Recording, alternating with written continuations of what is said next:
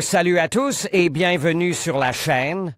Je m'appelle Émile Garnier et ici, on parle de voitures sous tous les angles, entretien, astuces pratiques, fonctionnement des moteurs et bien plus encore.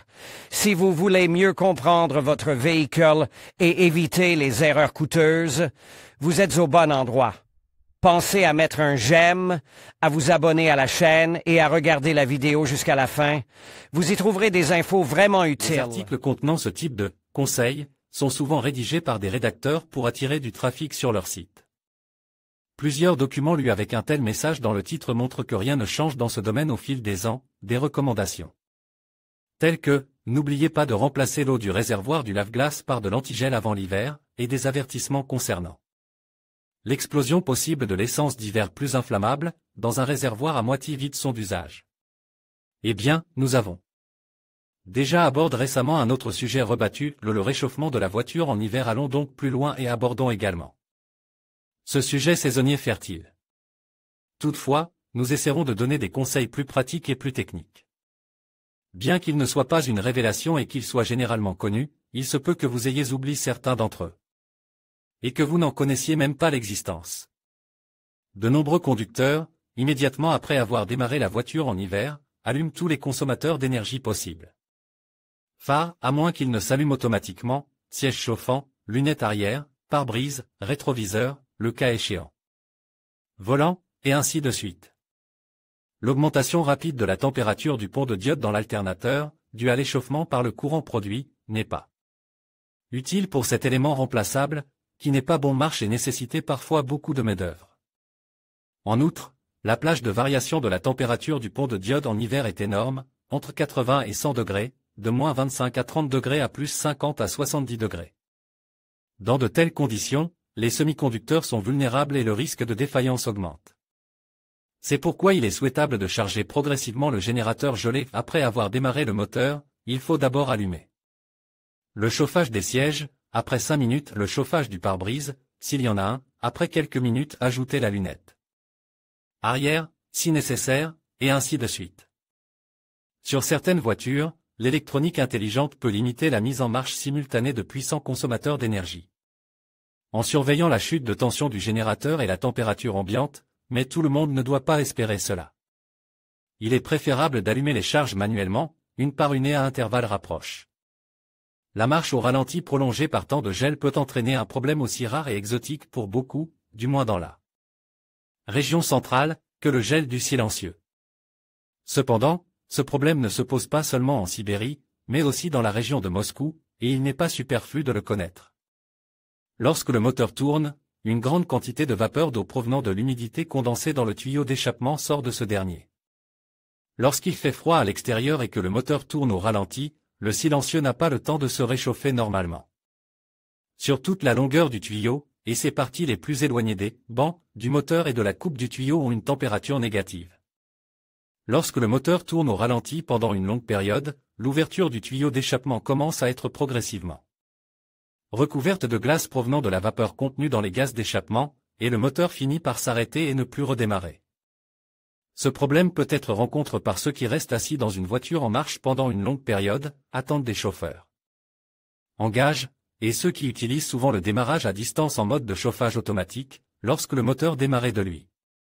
Même lorsqu'il atteint la température de fonctionnement, puis s'éteint, et après avoir refroidi jusqu'à un seuil prédéterminé, le cycle est répété.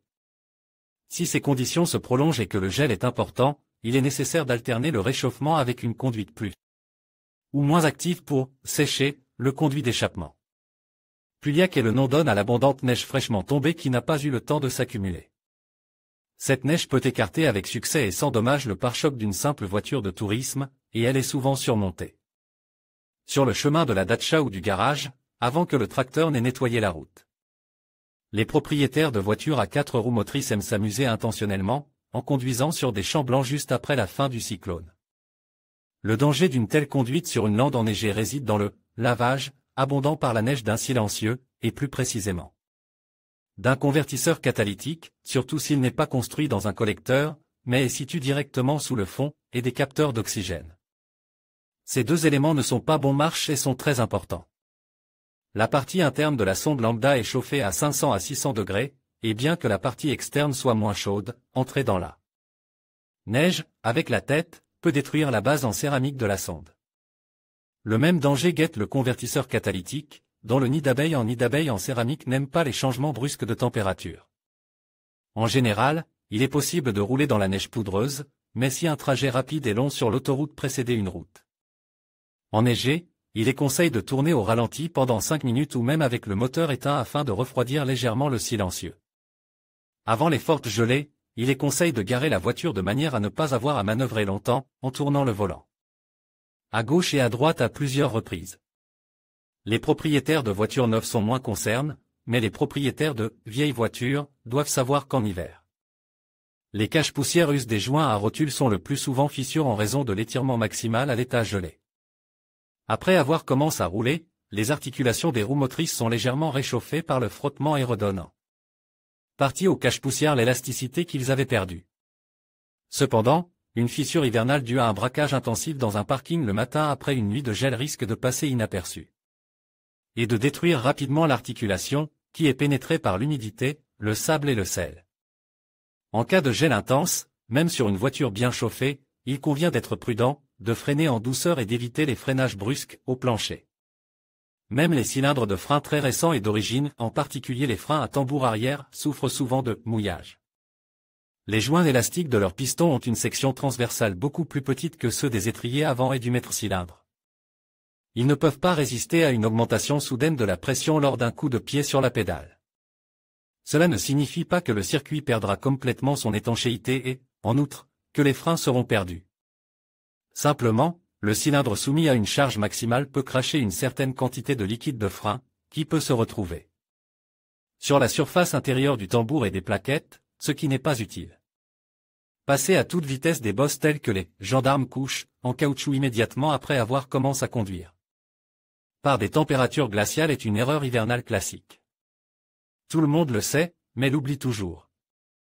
Les amortisseurs sont rugueux à l'extérieur, tendres à l'intérieur, et si vous passez rapidement un nid de poule sans réchauffer le liquide qu'ils contiennent par des mouvements doux et souples de la suspension d'une voiture qui roule lentement, vous risquez au mieux des cognements désagréables et irrécupérables dus à la déformation des soupapes de dérivation du liquide ou à la perte partielle du support de gaz, et au pire des fuites d'huile de la crémaillère. Dans les régions septentrionales, pour éviter cela, on installe même des éléments chauffants flexibles sur les amortisseurs pour un chauffage permanent, mais dans les conditions de gel modéré de la partie centrale de la Russie, il suffit de conduire le premier kilomètre et demi avec beaucoup de prudence et de douceur, en ralentissant devant tous les obstacles. De nombreux conducteurs, pour gagner du temps, surtout le matin, afin de commencer à nettoyer la carrosserie de la neige le plus tôt possible, ne s'assoient pas dans l'habitacle, mais démarrent le moteur de l'extérieur en passant la main par la porte entr'ouverte. Dans ce cas, il arrive souvent que la main ou les vêtements touchent la palette de droite, ce qui déclenchait accidentellement les essuie-glaces. Lorsque la vitre est recouverte d'une épaisse couche de neige et de glace et que les balais d'essuie-glace sont gelés, la boîte de vitesse de l'essuie-glace a du mal à fonctionner.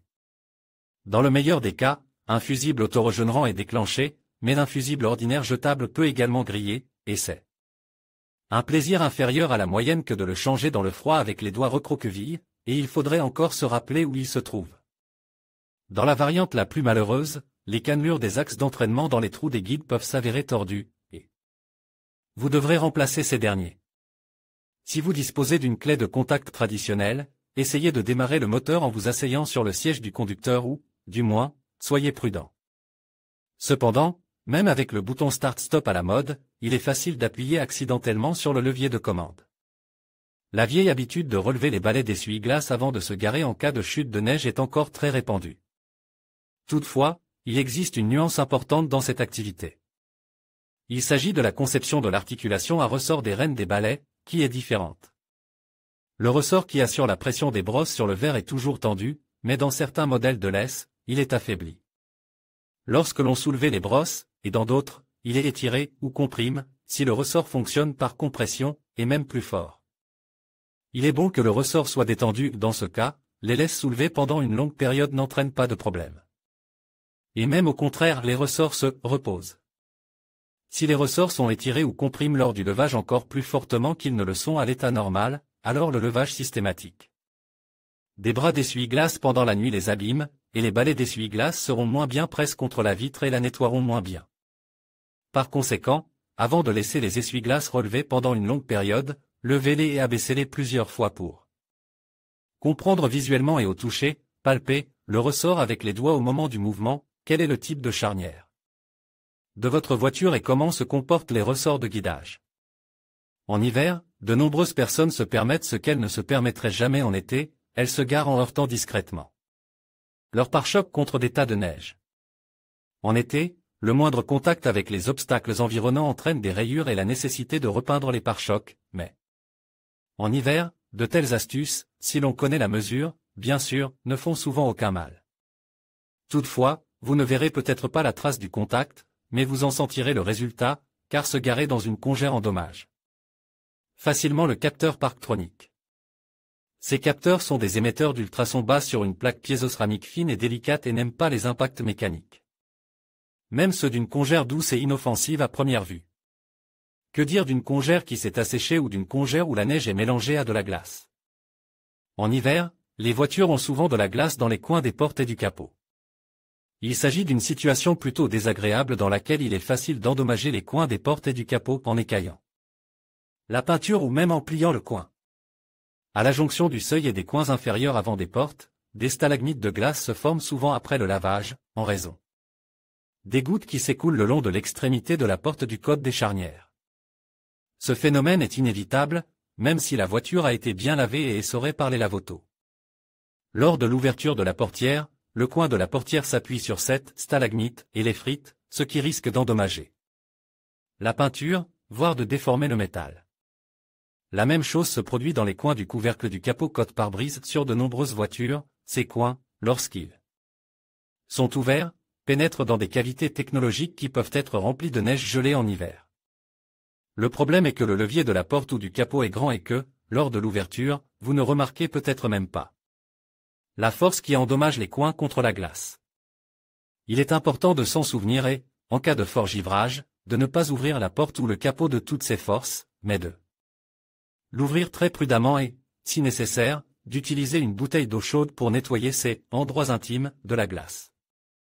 En conclusion, prendre soin de votre voiture en hiver est essentiel pour garantir sa performance et votre sécurité sur la route.